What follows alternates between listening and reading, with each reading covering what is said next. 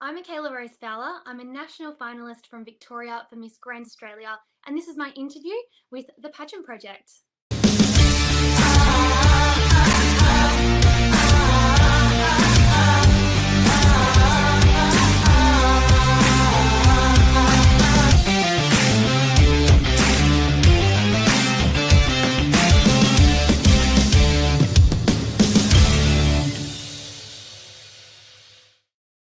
Hi everyone, it's Adrian from the Pageant Project with you, and my special guest for today is a returning familiar face, Mikaela Rose Fowler over in Victoria. Mikaela, how are you? I'm good, thank you, Adrian. Thanks for having me on again. How are you It's a doing? pleasure. I'm doing well. Now, first things first, did you notice the earthquake? Yes, I did actually. I woke my boyfriend up. He didn't believe me. By the time he woke up, it was over. But I did feel Okay. it. Yeah. This is the second earth. I remember interviewing Ella Rose Denton when she was competing in Miss World Australia, and I think you guys had an earthquake during COVID, didn't you? So this is like the second one in like 2 years. Yeah, that one. This was only, I think, 3.8 on the, I Yeah, think they call it Richter scale or whatnot. yeah. The other one was above 6, I believe, from memory. And Okay, that one lasted a little bit longer. Sorry. And that one, okay. I think, took down a building in Melbourne, in the city. Oh, wow. Okay. Mm. So, what's happening with Victoria? What should we read into this? The fact that there's been this many earthquakes in in 2 years. I think Ella said it's like the rest of Australia is trying to shake Victoria loose. What's going on? Yeah. Yeah, well, Melbourne is quite often the most livable city. So maybe Sydney has it in Uh, for us, perhaps trying to take back that title. Hey, I think Sydney recently got voted like the most livable city in the world or something. So we're hanging on that. Yeah, and There we go. I need a to lot of the keep up Sydney to date. siders decided to share that with their Melburnian brethren. Um, but just to begin, we're not going to assume that everyone is familiar with your pageant history. So why don't you give us a brief rundown of your pageant history, as brief as it can be, given how storied your pageant history is. But take us back to the beginning and all the way up to now, where you are a Miss Grand Australia national finalist. And good luck remembering it all. Well, Adrian, we need to go back 10 years. So this is my 10th year in pageantry. So I'm very proud to be a I guess I like to call it a comeback queen. So I'm back. I just keep coming back. But it started long, long time ago. I was fresh out of high school, and a friend of mine was running she brought back a local small town pageant called Miss Western Port. Um, I didn't really think that that was my thing. I didn't think I'd enjoy it, but she kept sort of saying, come join. It's really fun. You'll get to meet a lot of girls. You'll get to network in the community and do some really fun stuff. So why not? I gave it a crack. I ended up winning. Yay. And basically, it all just snowballed from there. I went to Miss Galaxy where I placed top 10. I've also placed second runner up for Miss Galaxy.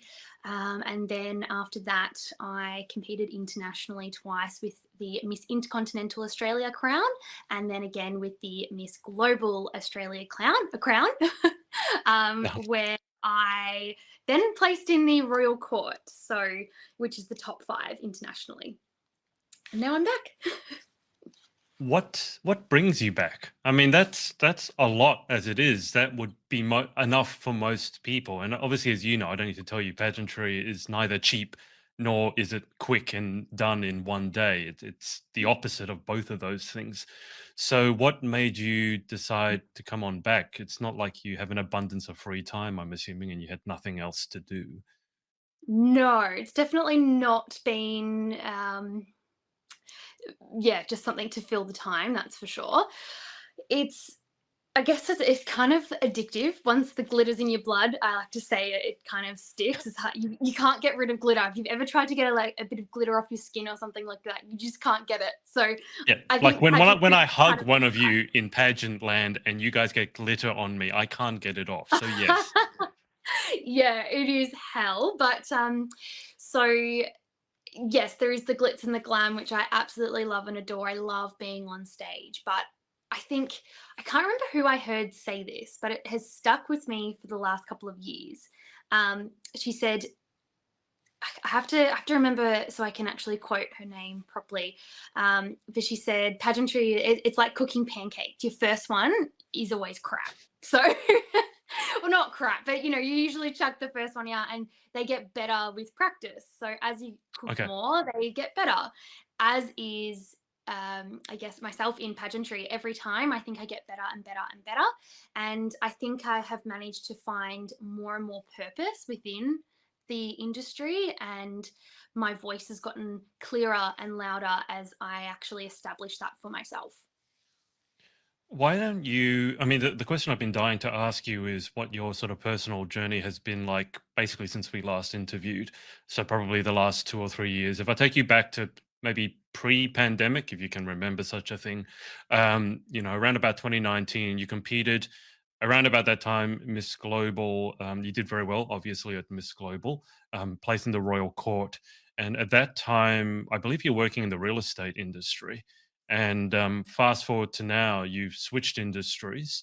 You're working in a very different field, from what I can tell, and you're back. So in pageantry. So can you just trace for me the journey that you've been through over the last 2 or 3 years? Because it's not like, hey, it's same old, same old. You seem to have taken quite a big shift, made quite a big shift. Yeah, a lot has changed. I think a lot changed for all of us over the last Yeah. few years. For me personally, I actually went through an ADHD diagnosis. So I am clinically diagnosed with ADHD. That was a really, really big journey of self discovery for me over the last couple of years. It hasn't been necessarily a straightforward or an easy one. A lot of the time, it's been quite a lonely one. And that's actually what sort of pushed me to explore other avenues career wise. I Mhm. felt that the typical office life just wasn't quite working for me. And I wanted to be able to help others who were potentially going through what I went through, or I am still going through. Yeah. Um, and I wanted to find like-minded people. So I actually became, or I'm now a disability support worker. So a lot of the participants that I work with, they have a number of different disabilities or mental health issues that they are working through and living with at the moment. So I get to help them on their journey of self-discovery as well, which is really, it's actually quite fun. We have a lot of fun together. A lot of people think it's quite a dark and gloomy kind of industry Mm. to be in, but it's quite the opposite, because all we're focused on day to day is how can we live our lives better? How can I help this person be a better, be more true to themselves and help them find themselves? How can I help them better their everyday life? So it's yeah, it's really nice not to feel so lonely in that journey myself now as well. How did the whole journey start? I mean, obviously, we don't tend to see mental health professionals on a regular basis. It's not like a doctor or dentist. You go, have your annual checkup, and you got diagnosed. So, was there any particular reason that led you to thinking there might be something that you have to deal with?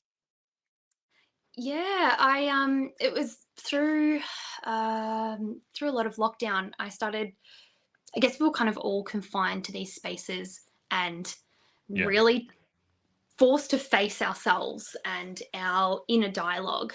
And when everything else was stripped away, I started seeing all of these different um thought patterns and processes and habits, and I got I went down quite a dark rabbit hole, I guess you could call it, with my mental health. And I Mm. went to my GP and I basically said, I need help.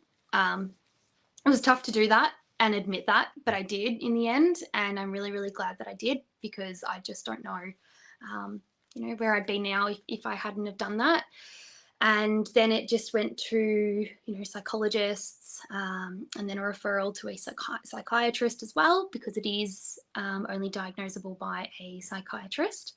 um, and yeah, it was just a really, really, it was a hard sort of journey to go through, because I didn't have any, or I don't have anyone in my personal world and my life who's been through something like this or who knew the process or understood any of it really. So I was I just kind of had to find my way on my own. So and that's why I love what I'm doing now, because I'm helping people find the way and they don't Mm. have to do it alone like I did.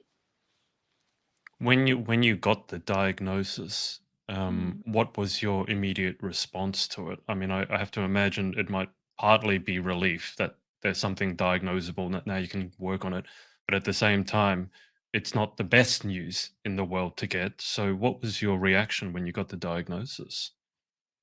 Yeah, you've hit the nail on the head there. It was bittersweet.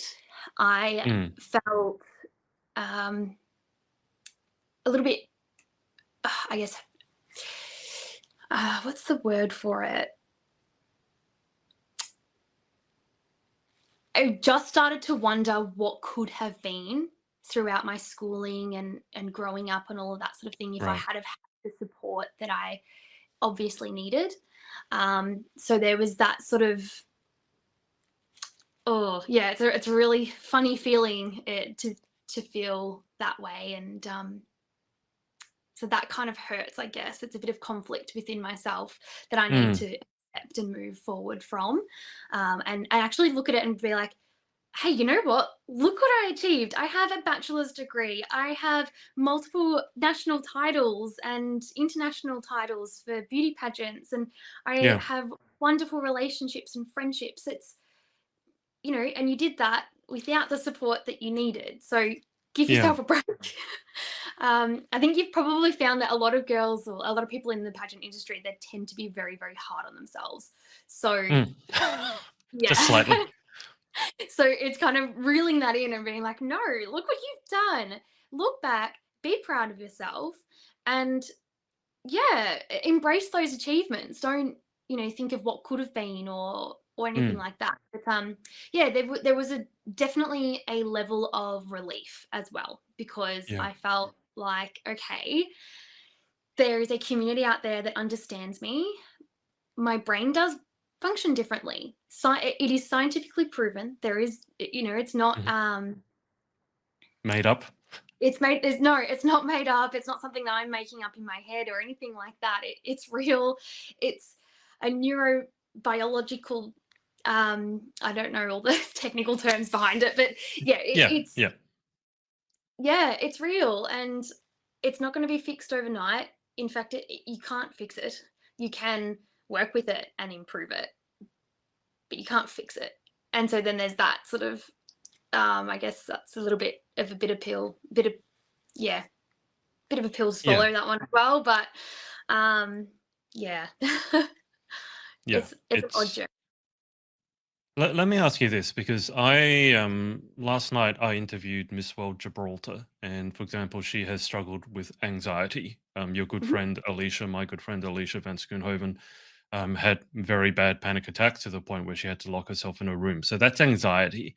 I'm just talking about mental health conditions that people often don't understand unless they've been through it. I've had depression, suicidal thoughts. And, with depression, people will tell you, walk it off. And with anxiety, people will tell you, don't worry about it. Well, what are you anxious about? With ADHD, from my experiences, a lot of it has been like, just concentrate. That seems to be the stereotype around ADHD, is that you can't sit still. You've probably eaten too much sugar or had too much coffee. Just sit still, concentrate, take a deep breath. Take a deep breath. There's nothing wrong with you. What has it? Because I think it's really important that we address that not only the stigma but the stereotype that's wrong. Because I don't think unless you've lived with it, you can really appreciate and understand how difficult it can make your life. Now, as you pointed out rightly, you've achieved a lot despite it. But what is it like for someone who doesn't know, or someone watching this who might have it and doesn't know, but has an inkling their brain might work a little bit differently to everyone else's? What is it like to have, as best as you can explain, because obviously it's individual, Yeah. to have Yes, I was about to say that. ADHD? Yeah, It is very different and unique for everyone. So this is obviously just my personal yeah, experience. I have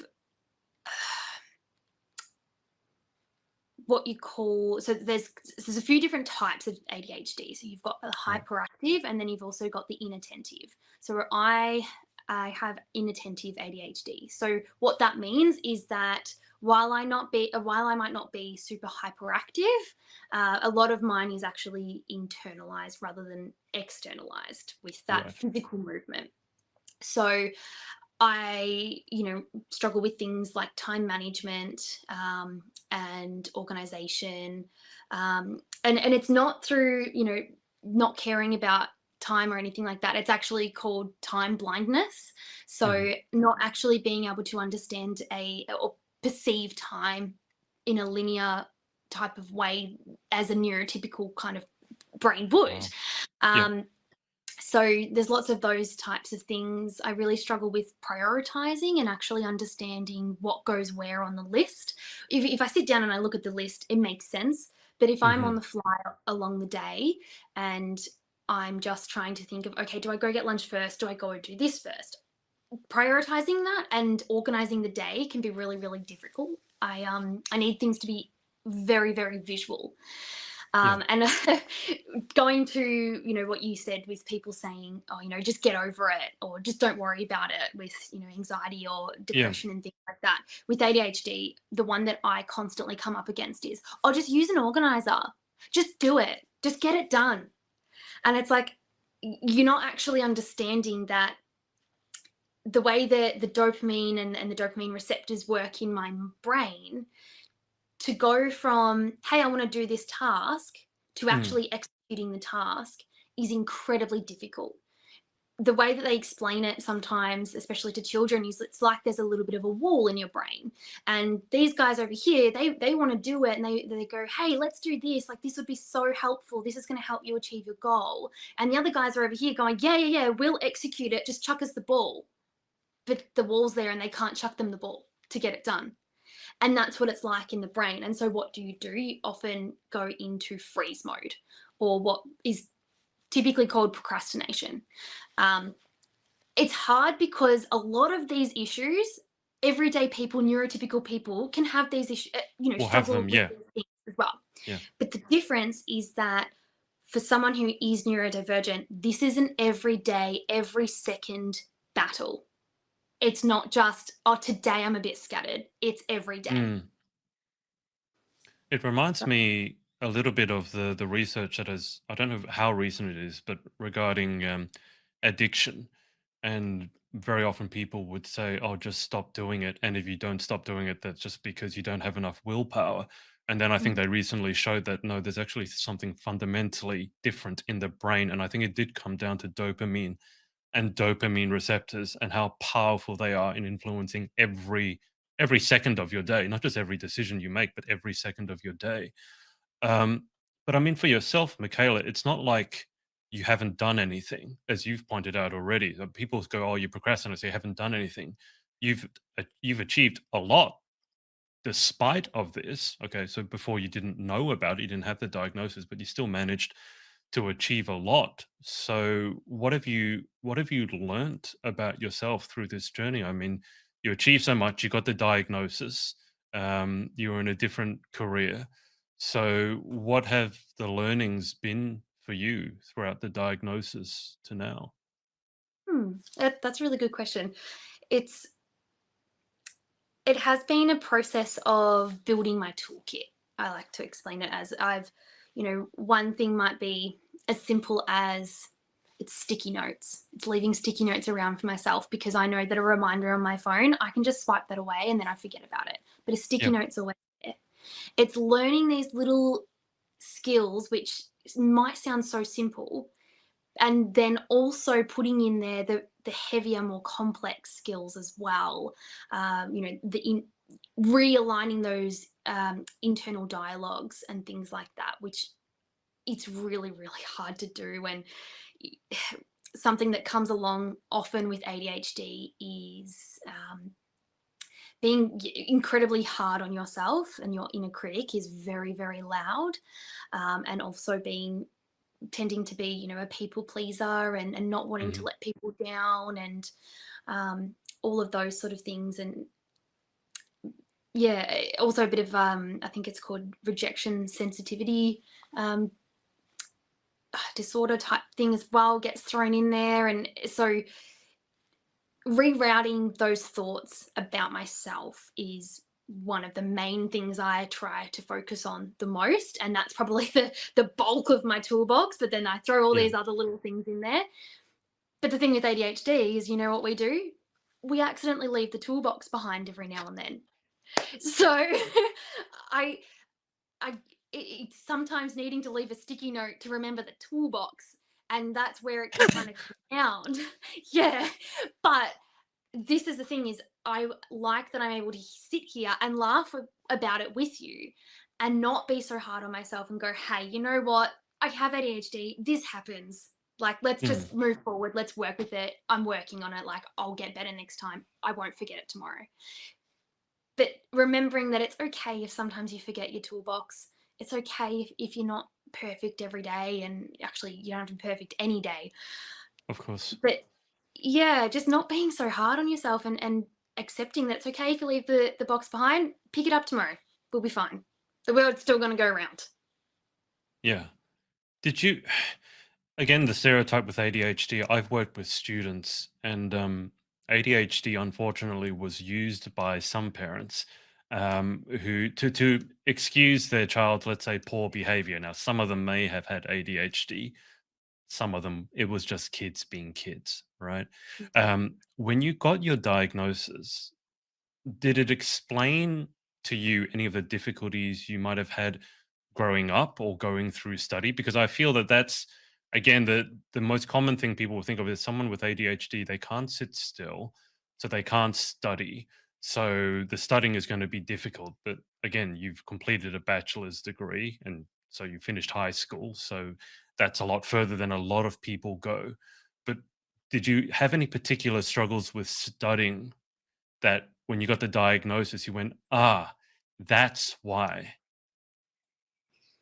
Yeah, so I'm lucky that I naturally get things because actually implementing a strategy to study was very difficult. Once I left the confines of a high school structure, and Yeah. here in Australia, you go to university and you're left to your own devices. They don't Yep. care if you show up to class or not. It's just a fail. Like that you don't submit your assessment, no one's going to chase you for it like they do in high Mm. school. It's just a fail. Which is very different to over in the US, which I actually experienced when I studied over there.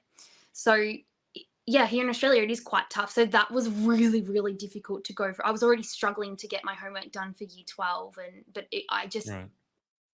I was just lucky that I did just get some things. I managed to really listen well in class, Mhm. even if I hadn't read the book or something like that. Mhm. Um, I was a good note taker. So, I'm sometimes regurgitated things out into an essay, but, it's something the teacher said. So therefore it was correct and they couldn't mark me wrong. So Yeah. there was some little techniques that I had now that I look back and I go, oh, that's what I was doing. Right. Um, I was a really big daydreamer in oh gosh, especially in my earlier days of high school. Daydreaming was a really tough one. So I might not have been fidgeting or, running around the classroom like, the typical ADHD child. I was just off with the fairies and Mhm. daydreaming, but no one really knew. But the other thing is, I actually liked school. So therefore, it's easier to focus when you have ADHD because ADHD isn't an issue with being able to focus. It's it's a difference between being able to focus on things that you do and don't like because of Mm. that dopamine that you may or may not be getting during that task. So if you like school, you're probably going to be able to focus it on it a lot better because you've got the dopamine hit because it's something that you find pleasure and enjoyment in. So I was quite lucky in that regard. But if I didn't like school, I don't know how that would have gone. It would have, yeah, it would have been completely different. Yeah. Um, Tell me more about the work you do. So you're a disability support worker. Yeah. Um, I have no idea what like that is, what that's like on a daily basis. Like, what does your daily routine look like? And as much as you could have one. And the other question I have is, how do you find it personally, fulfillment wise? compared to your previous career in real estate? Yeah, so routine's probably a strong word for, for in this career path, because every day does look a little bit different. Some of the participants that you work with, depending on their diagnosis, they probably really thrive on having that routine, or they actually Yeah, probably need it. yeah, But some other ones, it's out the door. They want something new, they want something different. So for me, I've got a myriad of participants. Obviously, I won't go into their personal of details, course. but yeah, I'm working with across the board. We've got intellectual disability, we've got personality, borderline personality disorder, we've got ADHD, we've got autism, we've got just an absolute myriad of diagnoses, and so every single participant, even if they've got the same diagnosis as someone else, their needs, their Yeah, goals, their dreams, um, their behaviors, everything is so different. And for me, I'm quite lucky. The way that the company Skilled Carer that I work for, the way that they work is they're focused on pairing a participant with a support who really get along and they get each right. other. So majority of my participants are female, and they like similar things to me, so I can really guide them in those sort of avenues. Like maybe they really like arts and crafts or cooking, or they want to get their fitness and their health in check, and I can help with those sort of things. But for some of them it's just companionship. For some of them, I'm going into their home, I'm helping them, look at their budget and their cleaning and this and that, and help, and basically taking my toolbox in and saying, hey, how can we build your toolbox? Like, let's have a look at that. And yeah, so I've got about 6 participants that I work with regularly every single week. And then on top of that, I might do some, days out and things like that with Yeah, some groups, or we do school camps and holidays. And so we take away maybe 5 or 6 participants at once, a couple of support workers. That gives respite to the carers and the supports back at yeah, home as well. And yeah, it's every day's different. You got to be on, thinking one step ahead of how can I, um, you know, make this task more interesting for this person who might struggle with it, or, what's this person going to need? How can I build my relationship with this person so they trust me, so that if I yeah. suggest something, they'll go for it. So, yeah. That sounds quite different to real estate. Yeah, it is very different. Although something that we were often learning in real estate is how to communicate with people, and Mm, how to use those different modes of persuasion and things like that. And there was a level of psychological thinking as yeah, well, and tailoring your a client's experience and things like that. And so it is quite similar with the participant, although you're not selling anything to them, or maybe you're selling ideas and things like yeah, that. yeah, It's still, okay, how can I communicate to this person? How are they going to receive it? And how can I guess be, like I was in real estate, I have to now be a bit of a chameleon. yeah. So I guess there's a bit of an overlap there. Well, I mean, yeah, good communication skills are probably going to help you in any job. And I do, I mean, you're not really selling anything now, but even selling someone to take up an idea or to try a change, that sometimes can be more difficult personally than the decision to buy a house. I mean, a house. I mean, someone's looking for a house, they want to buy one, so in that sense, it's easier. But if you're speaking with someone on a very personal level and you're trying to convince them to, hey, try something that they might be very uncomfortable with, then those the selling or the persuasion, I guess, to be more accurate, as you said, those techniques would certainly have come in handy. Do you miss the real estate at all, or is that completely in the past? I mean, it seems like a quite a different sort of job, more long-term relationship building than real estate, as an example. Yes and no. I mean, I was in real estate for about 7 years, And there were Yeah. some relationships that I, built quite early on, and they've still got my business card or my phone number. And I actually got a call the other day from a older gentleman who, him and his elderly wife, they needed to sell their house, and they had Oh, my, yeah. um, yeah, on the fridge, and they really, connected well with me. I sat and had coffee with them, and appraised their home. So that was what, 3 years ago or something. It was pre-COVID, and Wow. so Okay. now they've called me and said, "Oh, hey, we want to sell. Look, can we? Are you still working?" I said, "Unfortunately, no, but I've got some, great Yeah.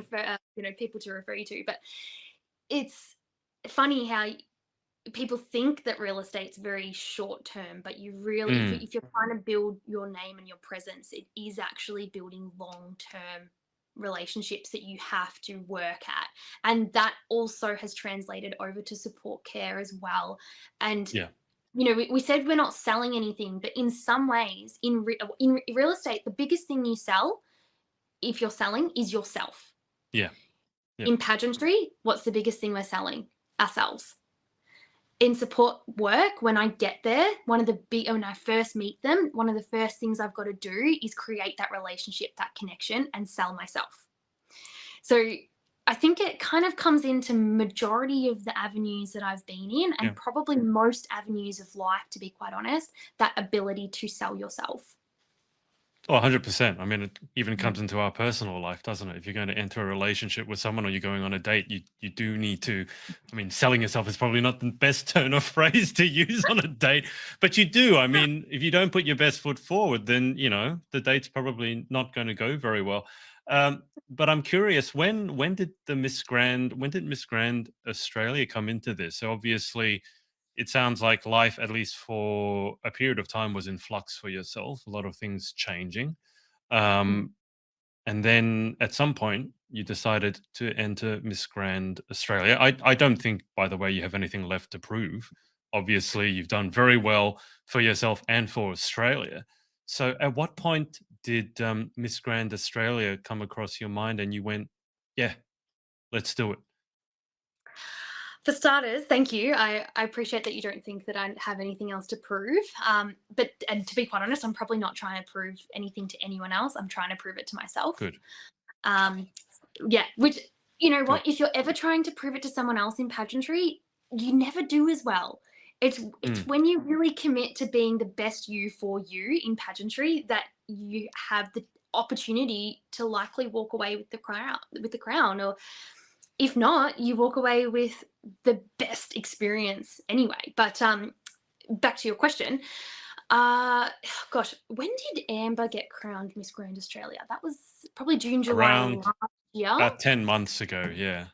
Yeah, so it was before she was crowned that I started thinking, okay, I think I really want to do Miss Grand. I want to go for a Grand Slam. I want to go for one of the I know that I have competed on some really big international stages, but I want to go that next step. And I feel Mhm. like I've kind of been, in a way, saving the best for last, and building up my experience along the way to really just go bam and make a grand entrance, I guess you could say. Okay. um, so yeah, I did think I was retired. Like, I think I tell you that every year. No, no, I'm done. I'm retired, and then I just sort of keep coming I back. don't believe you at this point anymore. And it's not just you, to be fair. I don't believe anyone when they tell me they're done. I like, Yeah. you're done for now. We'll revisit Yes. this conversation when you decide to undo that decision. Yeah. I I think I also came to terms with the fact that I had aged out, and then a few of the pageant systems, like the bigger systems, started increasing their age limit, and I was like, "Oh, they're pulling me back in." It's a So, sign. yeah. I but yeah, I also felt that with what I've been through with my diagnosis and the different line of work that I'm in now, I feel as though my advocacy and all of that sort of thing has really, really changed. And what I want to talk about, it's not that I didn't have purpose previously, but I think this time I have something that I really, really want to talk about and I really want to advocate for. I don't think I've had anything previously that I've been this passionate about. So that was kind of what pushed me to be like, okay, you got to give at least just one more crack. You've got to go. Yeah, I think it's pretty clear to me, even remembering back to our previous conversations, that you are very passionate about your advocacy this time around. And I think rightly so. I mean, there's no substitute for lived experience. I mean, you can hear about someone else's story and advocate for them as far as you can. But when something you've lived through it and it's obviously as personal to you as it is, then I think that's a whole different kettle of fish. I mean, I got to ask you, you've done pageants so many times, you've done prep so many times. At this stage, pageant prep for you, is it a lot of people get really nervous and worked up about it and all over the place? At this stage in your pageant career, is it a bit more settled, or do you still get the nerves, the butterflies, the temper tantrums when things occasionally don't arrive, or things go wrong, or things don't fit? I'm asking the pageant veteran in you. After 10 years, Mikaela, does it get any easier? I don't know about the word easier. No, Give me. in some ways yes, in some ways no. So what has been easier this time around is the connections that I've built with, sponsors, designers, things like that. So that is a lot smoother and easier with, the gowns I'm having designed and things like that. But there's something about coming back from a previous title. There's almost like a level of expectation that you probably have for yourself and Yeah. also that you feel others might have as well. So there is that little bit of added pressure being a comeback queen. Um, so I think in that way, I do have to keep pulling myself back and being like, it's okay. You're doing this for yourself. It doesn't matter if whatever happens, happens. It's all okay. But then, yes, actually, you know what? This is probably the hardest and the longest I've ever trained for a pageant, actually. So I do have regular space booked for walking and posing. I've got multiple coaches that I'm working with, doing question and answer and this, that, and the other. And it's probably, yeah, the hardest I've worked for a competition in a long time. Not saying I didn't work hard before, but I think when I didn't show up exactly how I wanted to previously. And what's that saying? What's that saying? They say, don't expect the outcome to change if you use the same process or something like that. I can't remember the exact quote, but that's sort of what I thought about. I was like, okay, we can't just go into this doing exactly what we did last time or the time before that, because we know what the result was from that. Yeah. What's going to change? It sounds like that quote, the definition of insanity is to do the same thing again and again and expect a Yes. different result. Thank you. Um, That's the one I was trying to that get one, to. Yes. that's what it reminded me of. When not everyone, particularly in Australia, I feel, because pageantry obviously is not as big here as it is in some other countries. Mm. When they hear pageant prep and working hard, they actually don't really know what that means. So, in terms of your pageant prep, obviously people think about going to the gym, eating right, a bit of interview prep. Okay, got that. But when she says, working really hard, what does that mean? So, in terms of your preparation, what is it? Is it like on a weekly basis you're working towards this and you're doing something pretty much week in, week out? Yeah, it's probably day in, day out, to be quite honest. It's if I'm not in the gym and, as you said, meal prepping and focusing on my overall physical health and my mental health. I'm still seeing, regularly, fortnightly or every 3 weeks, I'm seeing a psychologist, and that's not just to work on my ADHD, but we're talking about the winner's mindset. We're Yeah. talking about that, the headspace that I need to be in. So there's the mental prep as well. Then there's, yes, the question and answer. wardrobe preparations and styling and things like that. You know, we all of our sponsors are now coming on board. We're getting sent a lot of different products. So you're going to be seeing a lot more social media content promoting our wonderful sponsors and things like that. Um, and a lot of that, you know, it takes a lot of time, it takes a lot of effort. We Mm. do live in a digital age, so a lot of your preparation is also to do with building that social presence, that online presence, and your brand, along with obviously.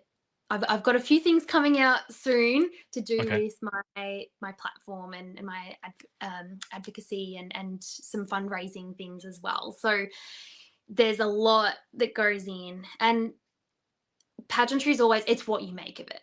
So if you want to Mm. make it into something that you're working on all the time, every day, you know, really hustling for it, you can. If that's not really how you want to go about it, you have a full-time job, it's not crucial to have to do that. You can still work it around your job like I have the previous years. So yeah. What was the response like when you announced that you were going to have a run at Miss Grand Australia? And I asked that so sort of from the general public, but then also the pageant people, the pageant connections that you know. But then also, I'm just thinking, your poor family. I wonder if they're going, "Oh my God, not again." So, what was the overall response like from different groups of people in your life?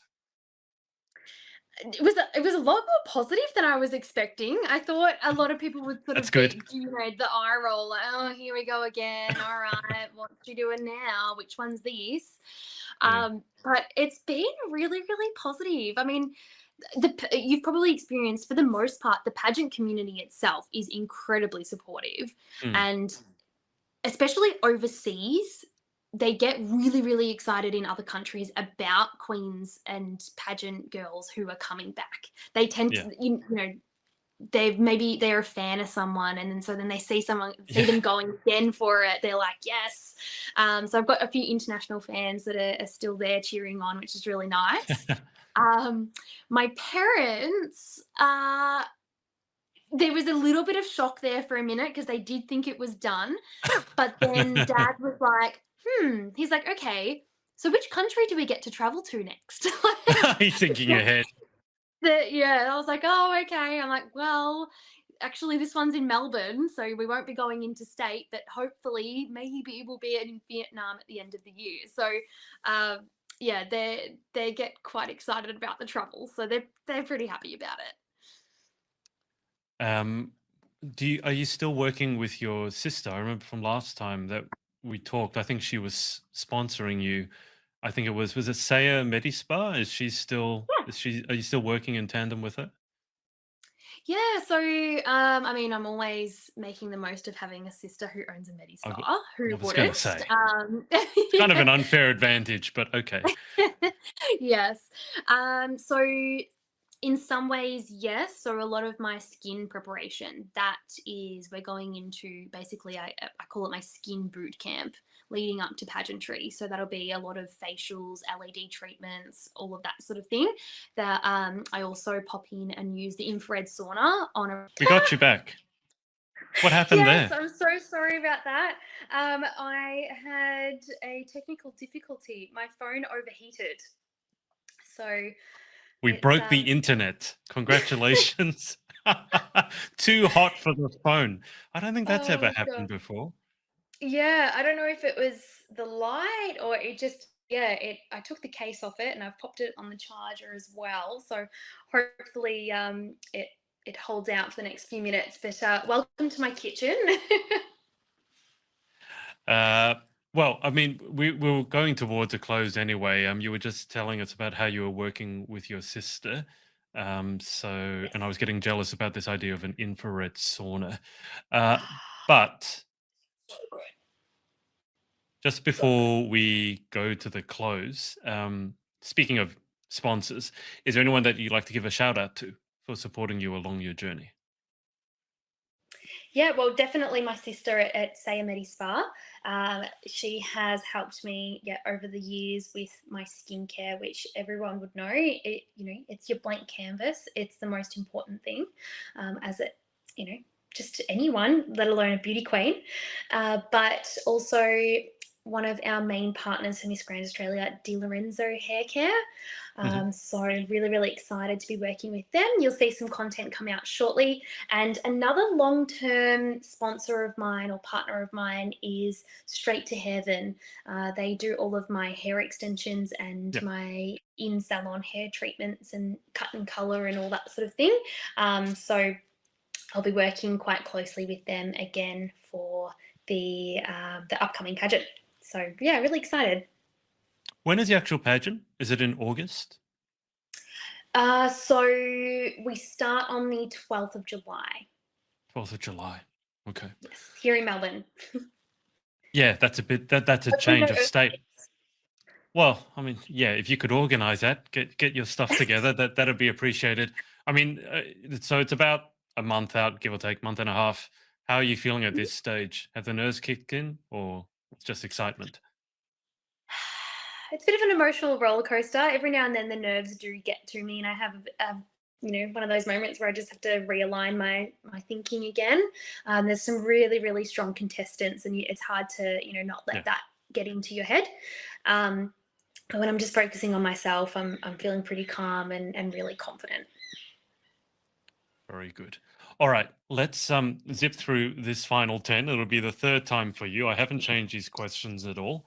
But let's try and zip through them before you overheat your phone again. So, Yes. question 1, what is your favorite word?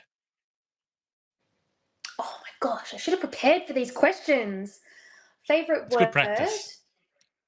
I don't know why, but the word fruition, I really love using that word, and I always think about it as I tend to put it in a lot of my pageant bios about my dreams coming to fruition or my goals coming to fruition. I don't know why, it just seems to stick with me, that word. Oh, that's bangs her head on. Please try not to knock yourself out.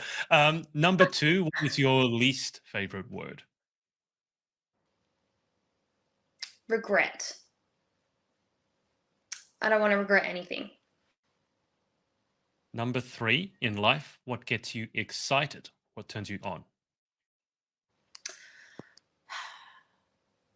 Other than coffee, Agreed. yeah, probably my little niece, Anastasia. If I'm ever having a bad day, I just hear her little voice and I just think, God, that's what we're doing, life for. These little beings who rely on us that just are full of joy. So that's what turns you on. Question 4, what turns you off? Uh, ooh.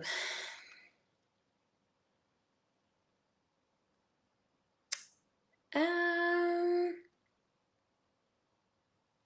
what turns me off?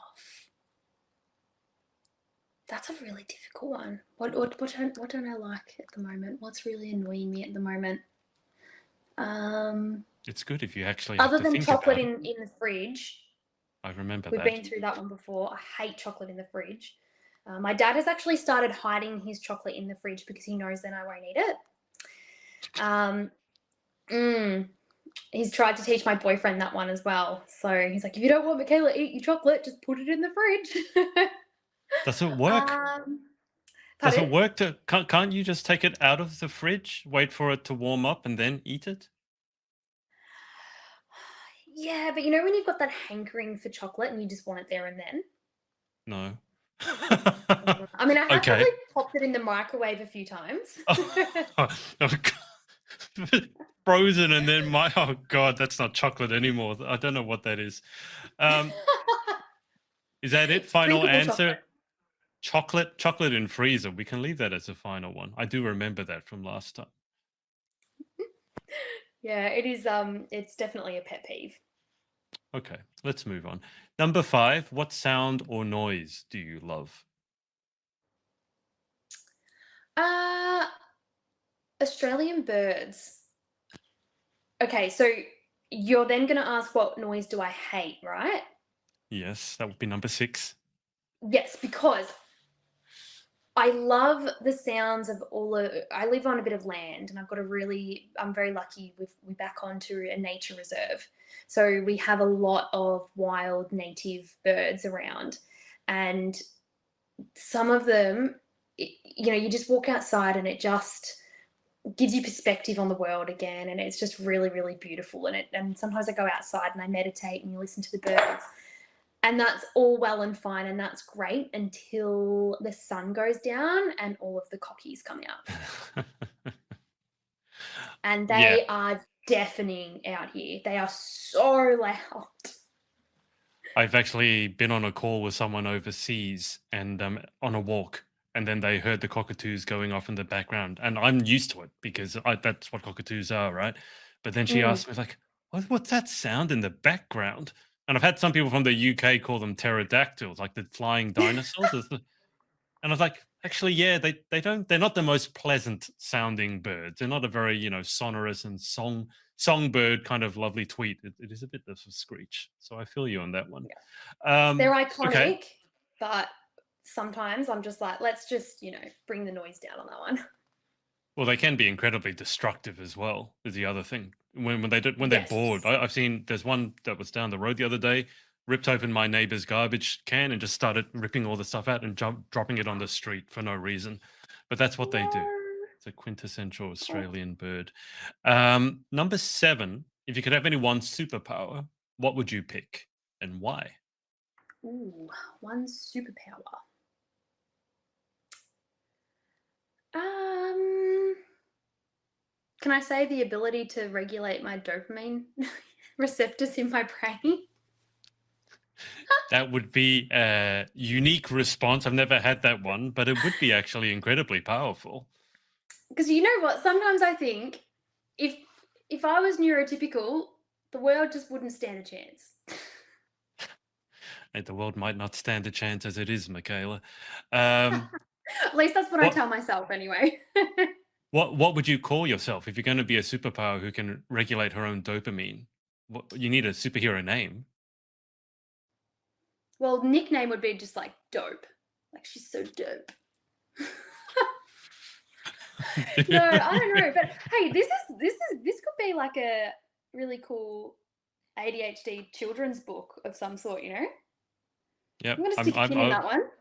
I was getting comic book vibes. A Yeah. superhero comic about some. Yeah, that could be interesting. Actually, I'll have to think about that one. Number 8. What job other than your own would you most like to attempt? Ooh. Oh, something like a news reporter or a presenter or something like that. Cool. Yeah, I'd love to Uh, give that a go. I'm just worried when you get too excited, you're going to move your head forwards and you're going to bang your head on the corner of that range hood Yeah. again. I just watch you like, oh, she almost knocked herself out. That would be hard to It wouldn't explain. be An the first intermission. time. Number 9. What job would you definitely not like to attempt? Um, as a child, I used to want to be either a nurse or a veterinarian or something like that. But I actually think that being a veterinarian would be just way too hard Hmm, emotionally. yeah, it's Mm, not an easy job at all. You spend a lot of your time. no. Yeah. Okay. Final question. If heaven exists, what would you like to hear God say when you arrive at the pearly gates? Ooh. Here's your crown case. We saved a spot for you to put your crowns on display. It's going to take up quite a lot of Oh. space in your case. No, probably just something along the lines of here's your highlight reel. Here's some popcorn. Sit back and relax. Yeah. We won't Are you play a the popcorn? bloopers. The bloopers are the best. Oh, no, hang on. I remember I made an Instagram reel about your last. What? What? There was some word in our last interview that you kept saying again and again and again, and you dared me to make a reel counting how many times you used a word, but now I can't remember the word. Was it I think it was honestly. You kept saying the word honestly. And I still do. I can't get it out of my vocabulary. You haven't said it once this interview. What's happened there? You've gone from saying Yes, it like I 20 times, have. and I don't think you have. Definitely not that many times. That should be your favorite word, honestly, not fruition. Should be honestly. True, actually, yeah. I did sort of try to reel that in back when I was in real estate, because a real estate agent that has to keep saying honestly, you're means probably you- not going to trust. Yeah. Yeah. If the first words out of your mouth are, I'm honest. Honestly, Yeah. it doesn't, it's No, probably you're not. not.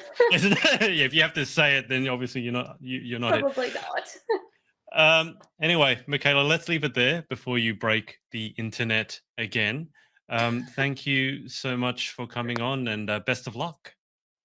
Thank you so much for having me on again, Adrian, and thank you for bearing with me with my technical difficulties there. It was really lovely to chat, and hopefully we can very soon again. Absolutely. Well, I'll be cheering for you, whether I'm over there or not. If I'm over there, definitely say hi. If not, I'll be cheering for you from here. Let me ask you a really difficult question before I let you go. List 3 ways in which Sydney is better than Melbourne. It's okay. You don't have to answer that. All right. You have the Sydney Harbour Bridge and you have the Sydney Opera House. Give me one other way. You know what? You've got some of my favourite people living there. Like, didn't Alicia just move there? Yeah, but she's from Perth. Come on, she was from Adelaide and Perth. She's an import. In Sydney now. She's an import. I loved your reaction when I asked. Okay, never ask a Melburnian how Sydney is better, even though, as I said, we took the vote for the most livable city. So there you go. But there's the eye roll. I'll let you go. Thank you so much for coming on, and thanks everyone for watching. And we will speak to you next time. Bye for now. Thank you. Bye. Hey, thanks so much for watching. Sorority Access is now open. So if you'd like to join an amazing group of women and learn how to be the most powerful, confident, and impactful queen possible, head to thepageantsorority.com. I'll see you there, and see you in the next video.